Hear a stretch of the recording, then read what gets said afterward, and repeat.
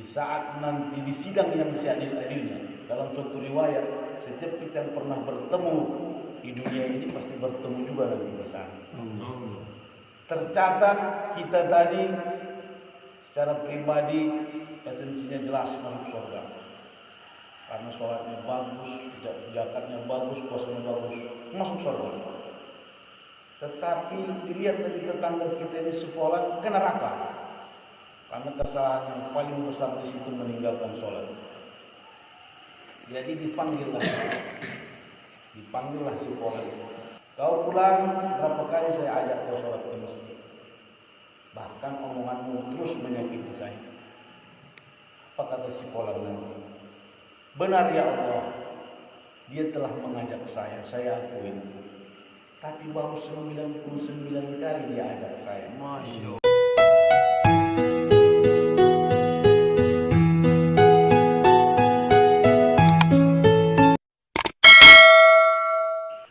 Kita tahu bersama sholat sunat subuh saja lebih berharga di hadapan Allah daripada dunia dan isinya.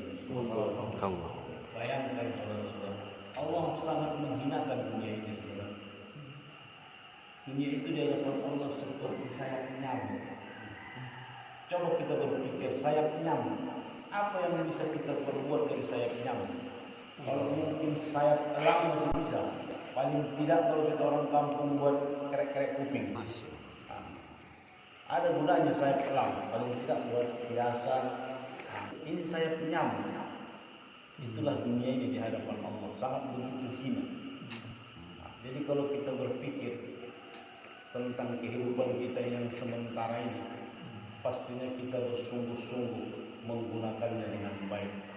Kita yang harus berdakwah mengingatkan saudara kita. Kalau memang saudara kita itu masih belum, maka sudah pantas terus kita ingatkan. Karena saya pernah mempelajari ilmu masalah mengajak ini, sampai di mana keterbatasan kita di saat kita mengajak kepada saudara kita. Ternyata tidak ada putusnya, karena dia nanti akan bersidat lidah di hadapan Allah di sidang yang seadil-adilnya. Karena tidak sanggup melihat dahsyatnya azab ini, dia berusaha membela dirinya. Misalkanlah kita bertetangga, ini saya kasih contoh. Tetangga kita katakanlah namanya si Polan. Setiap hari si Polan ini melihat kita ke masjid dan kita ajak. Kita tidak bosan mengajaknya. Dia Polan sudah maghrib, ayo ke masjid. Oh iya bang, keluar bang. Besoknya lagi kita ajak dia Polan, sampai terakhir dia kesal melihat kita. Ada ucapan yang menyakiti hati kita. Ya sudahlah bang, abang nggak perlu ngajak-ngajak saya. Kalau abang mau ke masjid aja. Saya juga tahu kok bang. Karena kita merasa sakit hati, ya sudahlah, urus saya diri sendiri. Ke depan saya tidak perlu lagi mengajakmu. Suatu saat, di saat nanti di sidang yang seadil-adilnya, dalam suatu riwayat, setiap kita yang pernah bertemu di dunia ini pasti bertemu juga nanti di sana. Tercatat kita tadi secara pribadi esensinya jelas masuk surga. Karena sholatnya bagus, zakatnya bagus, puasanya bagus, masuk surga. Tetapi dilihat dari tetangga kita ini sekolah ke neraka. Karena kesalahan yang paling besar di situ meninggalkan sholat. Jadi dipanggillah sekolah. Kau pulang berapa kali saya ajak kau sholat ke masjid. Bahkan omonganmu terus menyakiti saya. Apa kata sekolah nanti? Benar ya Allah, dia telah mengajak saya akui. Tapi baru 99 kali dia ajak saya. Masya Allah. Kalau diajaknya saya sekali saja lagi, saya mau. Allah. Itulah kilahnya dia. Bersilat lidah untuk membuat itu. Tapi dia tidak mau lagi mengajak saya, dia membenci saya, menjauhi saya. Padahal saya sudah berniat mau. Jadi untuk itu ya saudaraku, kita tidak ada kata-kata menyerah untuk mengajak dia. Sekalipun dia berkata kasar kepada kita, tidak apa. Karena kita anggaplah dia sebagai anak kecil yang bermain di pagar dikelilingi. Pagar itu yang di sininya buaya, di sininya harimau yang siap menerkam dia. Dia hanya saja mau keluar pagar itu, mau melompat ke pagar itu, anak kecil tadi. Karena dia tidak tahu dahsyatnya bagaimana nanti kalau sudah keluar tertaman pagar itu. Karena situ ada buaya dan harimau yang sangat lapar. Itulah tugas kita, untuk menghalau dia, jangan sempat keluar dari pagar itu.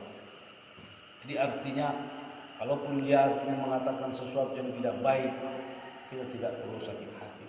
Kita anggap saja, ya Allah, kuatkan iman dan hati saya agar menjadi pendorong saya untuk bangkit dan bersemangat lagi. Karena yakinlah kehinaan yang ia sampaikan tadi, Allah angkat derajat kita. Orang-orang yang bertakwa dan berilmu, itulah yang Allah tinggikan derajatnya.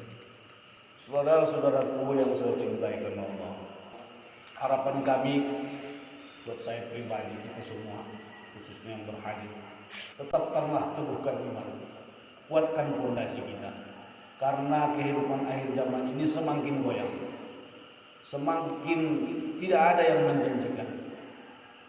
Si A berkata lain, si B berkata lain. Tujuannya kebanyakan sifatnya dunia. Jadi kadang-kadang disitulah yang membuat kita sebagai umat akhir zaman ini bingung. Mana yang harus kita ikuti, mana yang harus kita pegang. Masing-masing bergerak sesuai dengan tujuannya. Ada yang ia ingin. Jadi kalau apa yang kita lihat, kita rasakan sekarang, kita sendiri yang membaca tentang diri kita. Kita baca, kita berpikir, kita lihat apa yang terjadi tentang kehidupan kita sekarang ini. Pada intinya kita rata-rata tidak tahu. Jadi inilah pikir kita. Minimal untuk saya pribadi, kalaupun saya tidak bisa mengajak, paling tidak saya bisa berikan contoh yang terbaik sebagai masyarakat. Saya datang ke masjid dengan minimal dakwah saya dengan azan. Tidak sama pahala orang yang datang duluan ke masjid.